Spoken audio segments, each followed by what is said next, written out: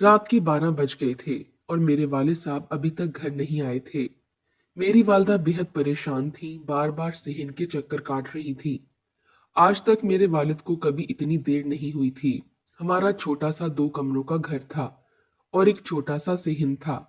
वालिद साहब नौकरी करते थे जिससे हमारे घर का गुजर बसर मुश्किल से ही होता था। यूं समझ लें कि अब्बा जान की तनख्वाह पहले खत्म होती थी और महीना बाद में। महीने के आखिरी दिन हम सूखी रोटी और प्याज चटनी से ही गुजारा करते थे। लेकिन मेरी माँ शाफे थी और हम चारों बहनों को भी सब्र शुक्र ही सिखाया था।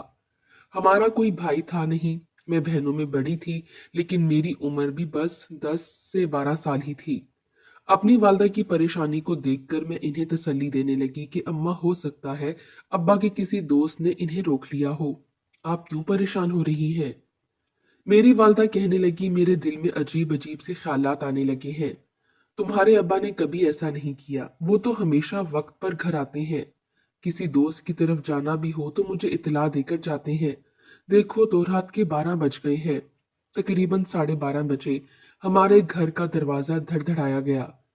मेरी वालदा ने तो बगैर पूछे ही दरवाजा खोल दिया। इन्हें यही लगा कि अब्बा होंगे, लेकिन कोई अजनबी शख्स बाहर खड़ा था। कहने लगा, रियाज का घर यही है? मेरी वालदा ने अस्पात में सर हिला दिया। कहने लगी, जी हाँ, यही घर है, बोलिए। वो शख्स कहने लगा कि आपके शोहर का एक्सीडेंट हो गया है और वो हॉस्पिटल में है। ये सुनना था कि मेरी वालदा का बेइख्तियार हाथ अपने सीने तक गया था। मेरी वालदा तो वहीं रोने लगी। कहने लगा, ज्यादा परेशान होने की बात नहीं है, लेकिन इनकी टांग बुरी तरह से मुतासिर हुई है। इस वक्त उन्होंने हॉस्पिटल का नाम बताया और कहा कि आपके शौहर ने मुझे कहा था कि मैं इत्तला कर दूं, क्योंकि आपके घर पर कोई भी फोन वगैरह मौजूद नहीं है। रात के वक्त ही मेरी वालदा ने घर को ताला डाला और मेरे साथ उसी हॉस्पिटल पहुंच गई। मेरे वालिद की टांग गाड़ी के नीचे आ चुकी थी।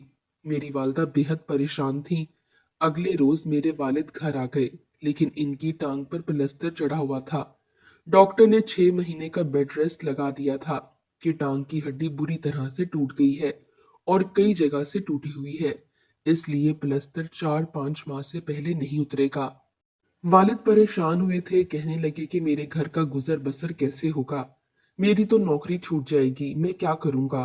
उस वक्त अम्मा ने इन्हें तसल्ली दे दी कि आप बेफिक्र हैं, मेरे पास पैसे जमा रखे हुए हैं, हो जाएगा कुछ ना कुछ। मेरी वालदा की आदत पैसों को बचाकर रखने की थी, लेकिन वो इतने ना थे कि 6 माह तक हमारा गुजारा मुमकिन होता। मेरी वालदा खाना बनाती तो पहले वाले साहब के सामने रखती थी और खाना खिलाने के बाद जो थोड़ा बहुत सालन बच जाता, इसे एक एक रोटी में हल्का हल्का सा लगाकर इसे गोल गोल बनाकर हमें दे देती। मैंने अपनी वालदा को फाके काटते देखा था।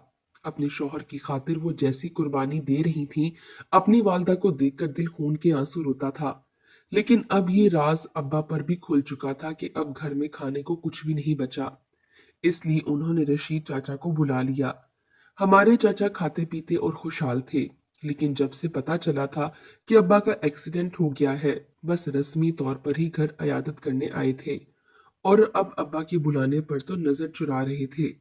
अब्बा कहने लगे कि रशीद, मुझे तुमसे कुछ पैसे उधार चाहिए। मैं उठकर अब कोई भी काम नहीं कर सकता और इस वक्त मुझे तुम्हारी सख्त जरूरत है। लेकिन चाचा बात को टाल मटोल कर रहे थे। कहने लगे कि तुम तो जानते हो महंगाई कहाँ तक पहुंच गई है। मेरे अपने ही घर के अखराजात खत्म नहीं होते। मैं कैसे तुम्हें हर महीने के 25 से 30 हजार दे सकता हूँ। अब्बा की बेबसी का ये आलम था कि उन्होंने चाचा रशीद के सामने हाथ जोड़ दिए और फूट फूट कर रोने लगे। कहने लगे, मैंने आज तक कभी किसी से 1 रुपया नहीं मांगा। अपनी मेहनत से ही कमाता आया हूँ, लेकिन इस वक्त मैं बेबस और मजबूर हो चुका हूँ। इसलिए खुदा के लिए इनकार मत करो।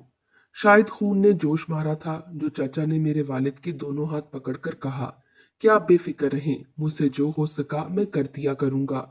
लेकिन इसके बाद फौरन से उठकर चले गए। चंद दिन बाद चाचा ने 30 हजार रुपया मेरे वालिद के हाथ में रख दिया और साथ ही एक कॉपी में लिख दिया कि अब्बा ने इनसे इस महीने 30 हजार उठा लिया है। फिर अब्बा से कहने लगे कि यहाँ अपने साइन कर दो। लिखी हुई याद बहुत अच्छी होती है, कल को ना मैं भूलूंगा ना तुम। चाचा कहाँ भूलने वाले थे, एक एक पाई का हिसाब रखते थे। बार बार जताने का मकसद ये था कि अब्बा को ये एहसास रहे कि इन्हें अपना सारा उधार वापस चाचा को देना है। हमारे घर का गुजर बसर होने लगा। 4 से 5 माह हुए थे कि अब्बा की तबीयत में भी सुधार आने लगा। प्लस्तर भी 5वें माह खुल गया था और अब्बा हल्का हल्का चलने भी लगे थे। लेकिन नौकरी छूट जाए तो इतनी जल्दी कहाँ मिलती है। लड़खड़ाते हुए अब्बा चलते थे, लेकिन फिर भी वो नौकरी की तलाश में धक्के खाने लगे।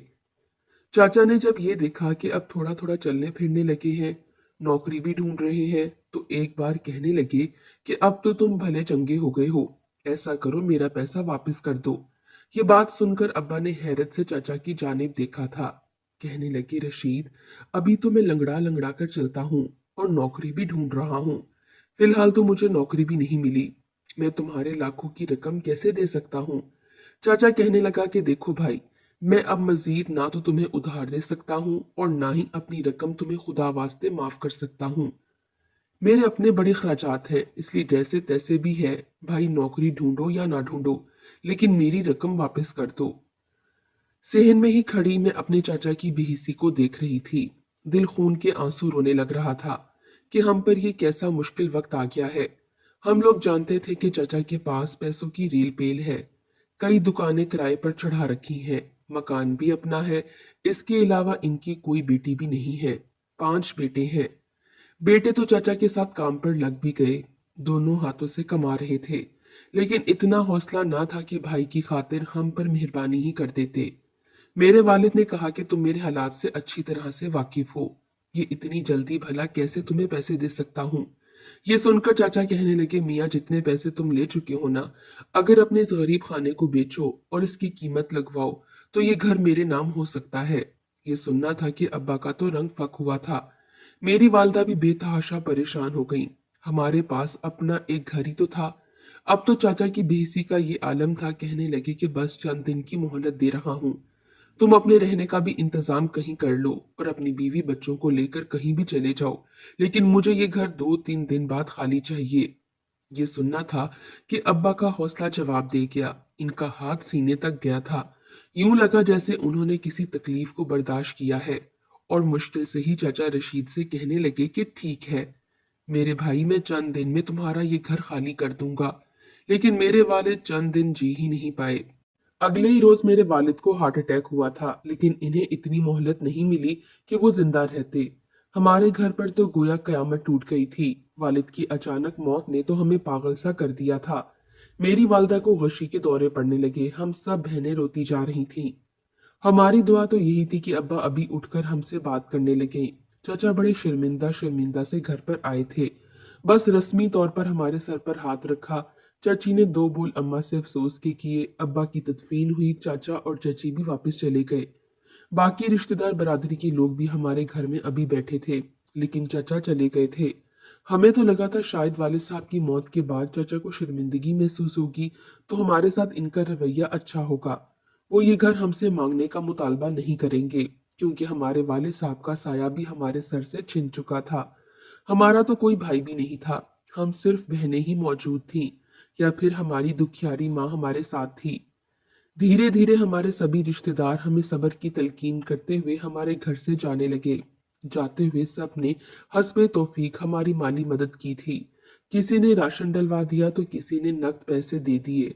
किसी ने ये कह दिया कि वो इस साल अपनी गंदुम से कुछ हिस्सा हमारे घर पर फी सबीलुल्लाह भिजवा देगा। मेरी माँ आंखों में आंसू लिए सबका शुक्रिया अदा करती रह गई। भले ही हम गरीब थे, मगर वालिद जो भी कमा कर लाते इसी में सब्र शुक्र किया करते थे। पहले तो वालिद साहब के जाने का दुख था, मगर अब तो गुर्बत ने भी हमारा सांस तक तंग करना शुरू कर दिया था। अब्बा की वफात को अभी 1 माह भी नहीं हुआ था कि जब घर के दरवाजे पर दस्तक हुई। मेरी अम्मा ही दरवाजा खोलने गई थीं। चाचा दरवाजे पर मौजूद थे। इन्हें देखकर तो जैसे हमारा रंग मुतगैयर हुआ था। मैंने सोचा कि हो सकता है चाचा अपनी गलती पर पछतावे के साथ यहाँ आए हों और यही कहना चाहते हों कि हम पर कर्ज बख्श रहे हैं। मगर चाचा ने घर में आते ही बगैर तमहीद बांधे ये बात कही कि मैं भाई होने के नाते अब तक खामोशी से बैठा रहा कि चलो तुम्हारे सर से वालिद का साया छिन चुका है, मगर अभी तक मेरी बात वहीं की वहीं अटकी हुई है। या तो मेरे पैसे वापस किए जाएं या फिर ये घर मेरे नाम कर दिया जाए। क्योंकि भाई साहब अपनी हयात में कह कर गए थे कि वो जल्द ये घर मेरे नाम कर देंगे। ये बात सुनकर तो जैसे हमारे पैरों के नीचे से जमीन निकल चुकी थी। अगर ये घर चाचा को दे दिया तो आखिर हम कहाँ जाएंगे। मेरी अम्मी रोने लगी, हाथ जोड़कर चाचा से कहने लगी कि भाई, एक नजर मेरी मासूम बच्चियों पर डालें। सभी मासूम है। मेरे सर पर तो मेरे शौहर का साया भी नहीं रहा, ना ही मेरा कोई बेटा। आखिर को घर छोड़ दिया तो मैं कहाँ जाऊंगी। ये सुनकर चाचा ने गहरी सांस खारिज की और फिर कहने लगे कि चलो मैं इतनी रायत कर ही देता हूँ कि ये घर तुम लोग मुझे बेच दो।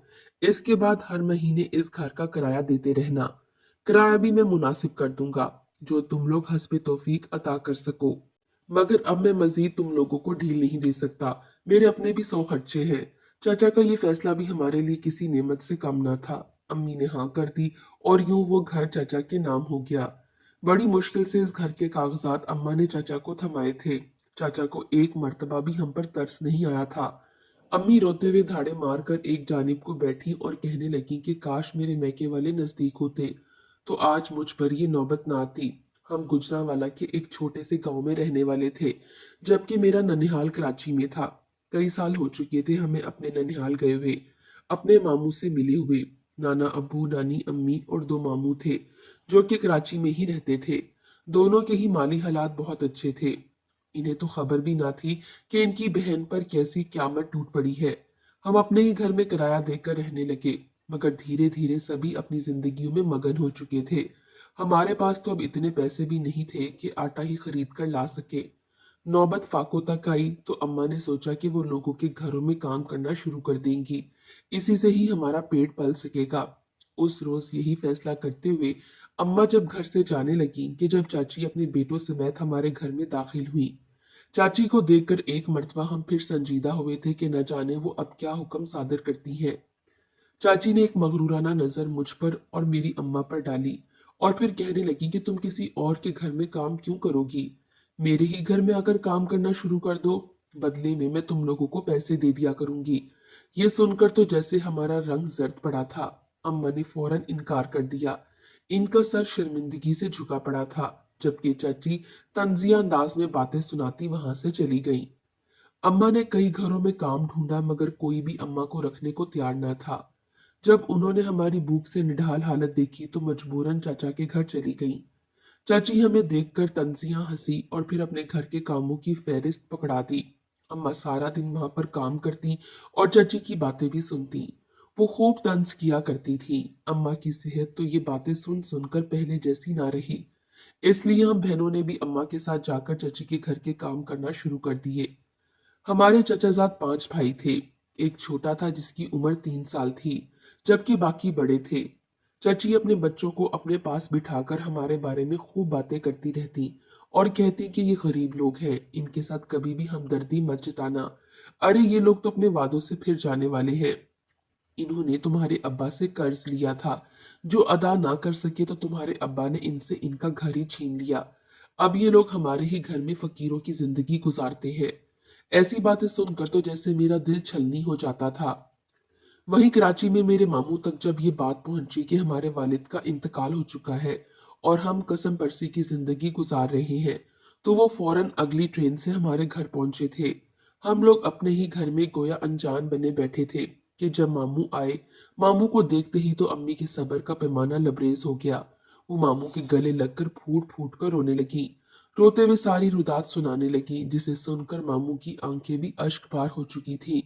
कहने लगे कि तुम फिक्र क्यों करती हो, तुम किसी तरह तो मुझ तक ये पैगाम पहुंचाती।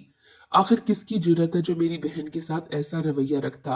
उन्होंने मेरे चाचा को खूब कड़ी कसीली बातें सुनाई थी और फिर हम सभी बहनों और माँ को लेकर वो अपने साथ कराची चले आए। चाची का रवैया तो हम देख चुके थे। उन्होंने हम यतीमों के साथ क्या हशर किया था। मामू के घर आए तो यहाँ मेरे दोनों मामू ऊपर नीचे पोर्शन में रहते थे। दोनों का अपना कारोबार था और पैसों की कोई कमी ना थी। अपनी मुमानियों को देखा एक मर्तबा, फिर दिल में यही अंदेशा आया कि कहीं हमारी मुमानियां भी हमारे साथ वही सलूक ना करें जो कुछ हमारी चाची ने हमारे साथ किया। हम बड़ी ही एहतियात से रहती। अम्मी सारा दिन दोनों भाइयों के घर का काम कर दिया करती और साथ हम भी काम में हाथ बटाती, मगर बड़ी मुमानी ने मुझे सब करने से रोक दिया।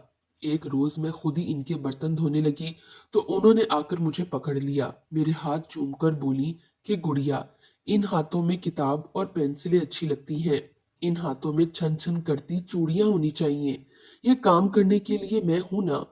मुमानियों की इतनी मोहब्बत देखकर तो जैसे मेरी आंखें अश्कबार हो चुकी थीं। उन्होंने हमारे साथ कभी भी गलत रवैया न रखा, बल्कि अपनी औलाद की तरह पाला। हम बहनों को स्कूल में दाखिल करवाया और वहीं पर पढ़ाया जहां पर इनके अपने बच्चे पढ़ते थे। आला तालीम हासिल करवाई, हमारी जिंदगी तो जैसे खुशियों से भर चुकी थी। तालीम मुकम्मल करने के बाद मामू ने मेरी शादी अपने ही जैसे एक बड़े घर में करवा दी। वो लड़का भी एक फैक्ट्री का मालिक था। मेरी शादी के बाद मेरी बहनें भी यूं ही अपने अपने घरों की हो गईं और खुशो खुरम जिंदगी गुजारने लगीं, जबकि हमारी अम्मी हमें खुश देखकर अपने भाई और भाभीयों को खूब दुआएं देती। शायद मेरी माँ की दुआएं ही थीं और मेरे मामू की नेकी कि खुदा ने इन्हें दिन दुगनी और रात चुगनी तरक्की दी। मैं अपने ससुराल में खुशो खुरम जिंदगी गुजार रही थी कि जब एक रोज मुझे गली से एक शख्स की आवाज आई जो आवाजें लगा रहा था। इसकी आवाज में इतना दर्द था कि मैं मजीद बर्दाश्त ना कर सकी और खिड़की से झांक कर देखने लगी। वो कह रहा था कि मैंने 2 दिन से कुछ नहीं खाया, मैं तुम लोगों से भीख नहीं मांगता, बस मुझसे ये कपड़े खरीद लो, मैं कई रोज से भूखा हूँ। जैसे ही खिड़की से झांक कर मैंने इस लड़के का चेहरा देखा तो जैसे मेरे पैरों के नीचे से जमीन निकल चुकी थी, क्योंकि इसके नैन नक्श तो मुझसे बेहद ज्यादा मिल रहे थे। ऐसा लग रहा था जैसे वो मेरे खानदान का लड़का हो। कितनी ही देर में मबहूत होकर इसे देखती रही। इसकी आवाज सुनकर घरों से कई औरतें निकलकर बाहर आ चुकी थीं और इसे कपड़े देने लगी। दरअसल वो पुराने कपड़े बेचने वाला था। वो इनसे पुराने कपड़े ले भी रहा था और फिर अपने पास मौजूद इस्तेमाल शुदा कपड़े दे भी रहा था। शायद यही इसका कारोबार था, पुराने कपड़ों को खरीदना और इसको नए तर्ज का करके लोगों को बेचना। मैं भी यहाँ चली आई। मुझे देखकर वो मुझसे कहने लगा कि आप कपड़े खरीदना चाहती हैं या देना चाहती हैं। मगर मैंने इससे सवाल ही यही किया कि तुम कौन हो, कहाँ से आए हो। मेरी बात सुनकर इसने गहरी सांस खारिज की और कहने लगा कि मैं गुजरांवाला से आया हूँ। शहर का नाम सुना तो मैं इससे पूछ बैठी कि गुजरांवाला में तुम कहाँ पर रहते हो, तुम्हारे इलाके का नाम क्या है। इसने एक नजर मुझ पर डाली और फिर अपने इलाके का नाम बताने लगा। न जाने क्यों मुझे यूं लग रहा था जैसे मेरी इसके साथ कोई जान पहचान है। मेरे पास मेरे बच्चों के पुराने कपड़े मौजूद थे। मैंने वो कपड़े उठाए और लाकर इसे दे दिए।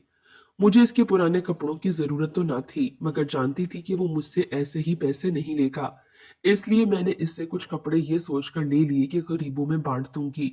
मेरे दिए कपड़ों के जब वो पैसे अदा करने लगा तो मैंने लेने से इनकार कर दिया। वो वहां से चला गया। मैं वहीं सोचों में गुम देखती रह गई। शाम को शौहर घर आया तो मैंने इनसे इस बारे में जिक्र किया। वो कहने लगे कि तुम्हारी उलझनों को अभी जाकर दूर कर लेते हैं। यहाँ पर एक मखसूस मंडी थी जहां पर ऐसे कई लोग पुराने कपड़े बेचा करते थे। मैं अपने शौहर के साथ वहां पहुंच गई। वो लड़का भी एक कोने में खड़ा था। मेरा शौहर अपनी गाड़ी रेड़ी के पास ले गया और फिर इसे सवाल करने लगा। मैं भी इसके सामने खड़ी थी। जब इसे इसके गांव के बारे में पूछा गया तो इसने उसी गांव का नाम लिया जहां पर मैं भी रहा करती थी।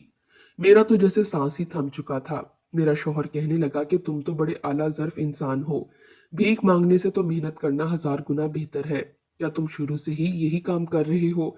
ये सुनकर वो कहने लगा कि नहीं, हम तो बड़े ही अमीर कबीर लोग थे, अच्छा खाते कमाते थे, अपना घर था। मगर फिर न जाने कैसे किस्मत ने पलटा खाया कि मेरी माँ को कैंसर हो गया। वहीं हमारे कारोबार में भी नुकसान शुरू हो गया। सारे पैसे मेरी वालदा के इलाज में लग गए और यूं हमारी अच्छी खासी जमा पूंजी खर्च होती चली गई। इसके बाद तो हमारा वक्त पलटता ही गया। हमने अपना घर, गाड़ियां, जमीनें सब कुछ बेच दी और वालिदैन का भी इंतकाल हो गया। हम 5 भाई हैं और मैं सबसे छोटा हूँ। अब तो ये नौबत आ चुकी है कि हम सब ने अपने ही घर का सामान बेचना शुरू कर दिया।